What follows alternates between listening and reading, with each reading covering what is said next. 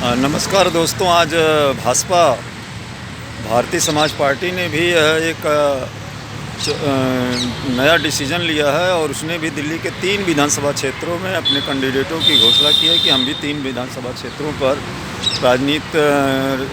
विधानसभा क्षेत्रों पर चुनाव लड़ेंगे। और चुनाव लड़ने के साथ राजनीति में एक नया ट्विस्ट भी आ गया कि अब भाजपा भारतीय समाज पार्टी भी तीन विधानसभा क्षेत्रों में अपनी उम्मीदवारी की उपस्थिति दर्ज कराने की कोशिश कर रही है। और राजनीति में जो कि भाजपा की सहयोगी दल के रूप में उत्तर प्रदेश में काम कर रही है और माननीय ओम प्रकाश राजभर जी उसमें आज मंत्री बने हुए हैं उत्तर प्रदेश सरकार में। आज भारतीय समाज पार्टी भी तीन कैंडिडेट जो है अपने दिल्ली विधानसभा क्षेत्र में उतार करके यह साबित कर दिया कि वो भी अपने जनाधार को तलाशने में लगी हुई है कि हम भी कोई भी ऐसा क्षेत्र नहीं है जहां पर हमारी उपस्थिति नहीं है। अपने समाज के या अन्य लोग जिनसे जुड़े हुए हैं उनकी भूमिका को तलाशना चाहती है, देखना चाहती है बड़ी शिद्दत के साथ कि ज़मीनी स्तर पर हम लोग कितने लोगों से जुड़े हुए हैं। और उसी ज़मीन की तलाश में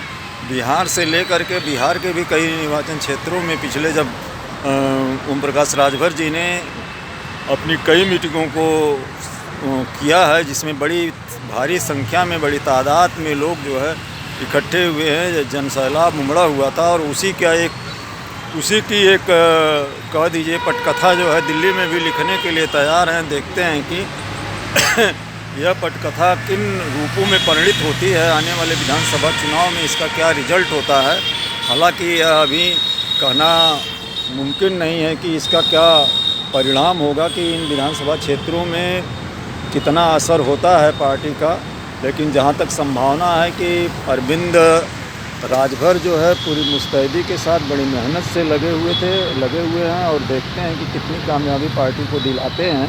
क्योंकि अगर पार्टी को कोई इस तरह का उपलब्धि हासिल होती है तो यह अपने आप में एक नई इबारत लिखी जाएगी। लेकिन यह अभी रहस्य की गुत्थियों में उलझा हुआ है, क्योंकि जब तक रिजल्ट और परिणाम नहीं होता है आउटपुट क्या निकल कर के आता है इसी के ऊपर निर्भर करेगा। और यह अपने आप में एक ऐतिहासिक बात है कि सहयोगी होते हुए भी जो है आज भाजपा चुनाव लड़ रही है। और देखते हैं किन किन जगहों में, और बिहार में भी संभावना है कि भाजपा जो है चुनाव ज़रूर लड़ेगी, क्योंकि वहाँ भी जो है जितने भी उनके कार्यक्रम किए गए हैं उसमें काफ़ी जनसैलाब उमड़ा हुआ है। तो इस तरह से अपनी उपस्थिति तो हर जगह दर्ज कराने के लिए और अपने लोगों को जोड़ कर रखने के लिए और उनके सुख दुख में जो है जिस तरह से ये लोग भागीदार होते हैं या जिस तरह से कि उनको उनकी उपस्थिति कहाँ है, अपने लोगों को जोड़ कर रखने की जो शिद्दत इनके अंदर है उन्हीं को जो है कार्य रूप में देने के लिए उसी के लिए प्रयास कर रहे हैं। और देखते हैं कि यह प्रयास उनका कितना सफल होता है। यह तो आने वाला वक्त और समय बताएगा। जब चुनाव परिणाम आएंगे तो पार्टी को किस तरह की सफलता मिलती है, यह भी एक अपने आप में जो है ऐतिहासिक होगी।